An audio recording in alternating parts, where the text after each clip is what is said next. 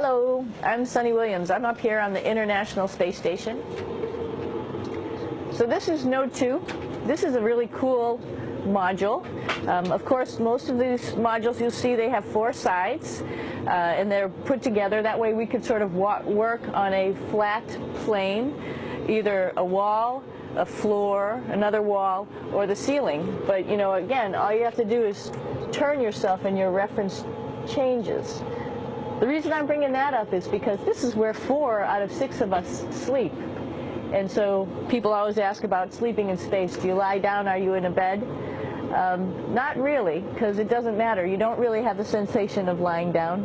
You just sit in your sleeping bag. So here's one sleep station right here. I'm going in right now. You can follow me if you want. So I'm inside. It's sort of like a little phone booth, but it's pretty comfy. I've got a sleeping bag right here that we sleep in, so we don't have sort of like a little bit of a cover. We don't fly all over the place. But you know, you can sleep in any orientation. I have it sleeping, feeling like I'm standing up right now, but like you saw, I'm on the floor. But it doesn't matter if I turn over and I sleep upside down. I can't have it. I don't have any sensation in my head that tells me that I'm upside down, so it really doesn't matter. The sleep station is also like a little office. We've got a computer in here. As you can see, we've got a couple little toys. I've got some books.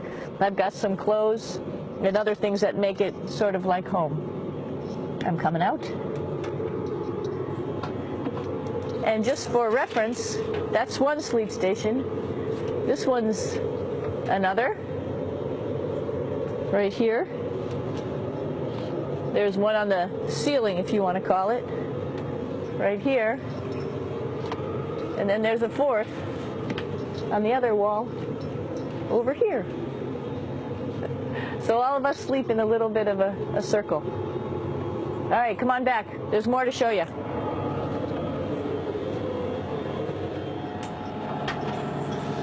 I know that there's some questions about how to use the bathroom and how do you actually live in space like normal, like at home. I mentioned real quickly about getting up in the morning and brushing your teeth and washing your face.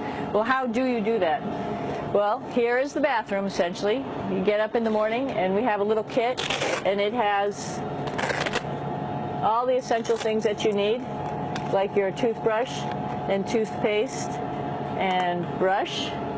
See how much better the brush makes my hair look? I'm just joking.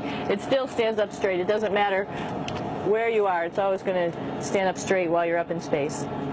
A lot of people ask about toothbrush and toothpaste. So, luckily enough, toothpaste, you can do it upside right this way, is sticky, and so it sticks to your toothbrush. No problem. Another cool thing is that water sticks to your toothbrush too. If you can see it, I'll have some water come out. The water is pretty neat up in space. It'll stick to your toothbrush and it will make a big bubble, and that's just by surface tension. And then you can drink it. So a lot of people ask about what do you do with the toothpaste after you brush your teeth.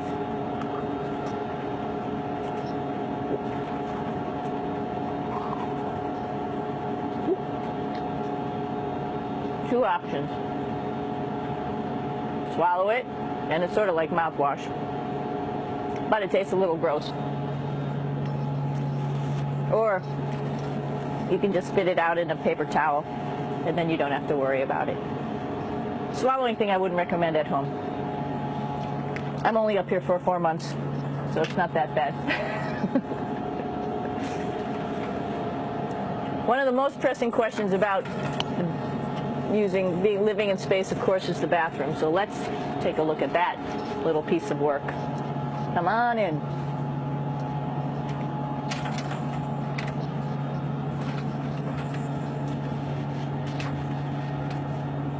Here we are at the throne. This is awesome. You might see the little You might have noticed the little moon on the outside.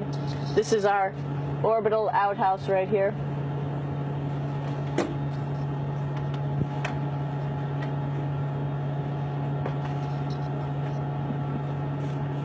And of course, it serves for two functions. Number 2, right here. I'll show you.